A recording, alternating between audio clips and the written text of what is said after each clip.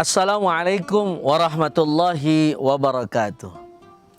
Alhamdulillah wassalatu wassalamu ala rasulillah. La haula wa la quwwata illa billah, amma ba'd. Tribuners yang dirahmati oleh Allah subhanahu wa ta'ala, potongan daripada golongan orang yang dicintai oleh Allah subhanahu wa ta'ala di dalam surah Al-Imran ayat 134. Yang nomor 2 adalah wal kadhiminal ghaidha, mereka manusia yang mampu menahan amarahnya.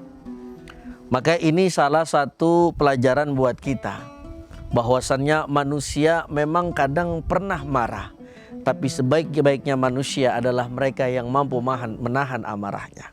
Kepada siapa? Mungkin kita sekarang sebagai seorang bapak melihat tingkah laku daripada anak kita yang menurut versinya kita adalah nakal, maka seharusnya kita didik mereka. Pak Ustadz sudah didik, sudah diajarkan dengan A, dengan B, dengan C.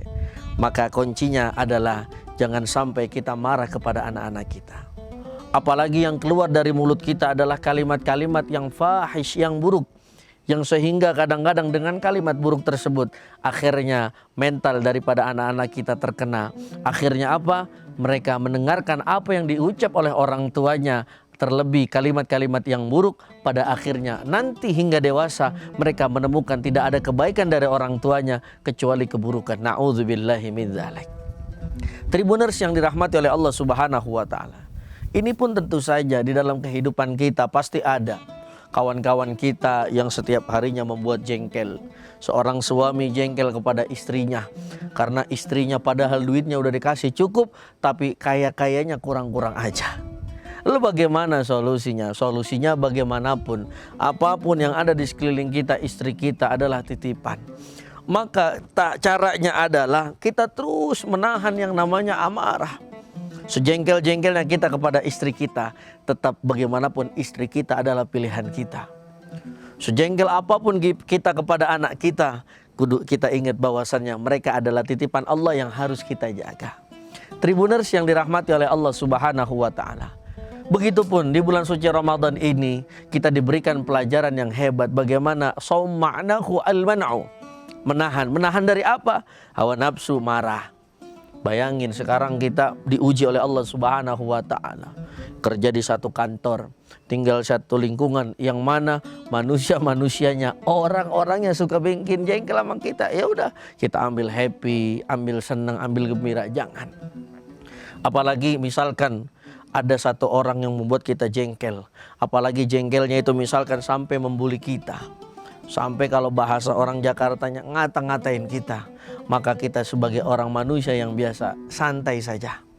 Kenapa? Karena orang yang paling hebat adalah orang yang mampu menahan amarahnya, apalagi ketika sedang menggebu-gebu amarahnya itu di dalam hatinya.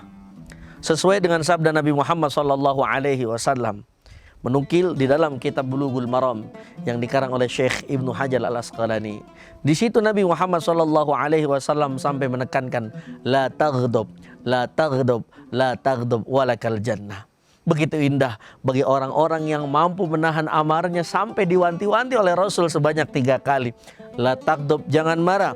La taghdab, jangan marah. La taghdab, jangan marah. Falakal jannah, maka bagimu syurga.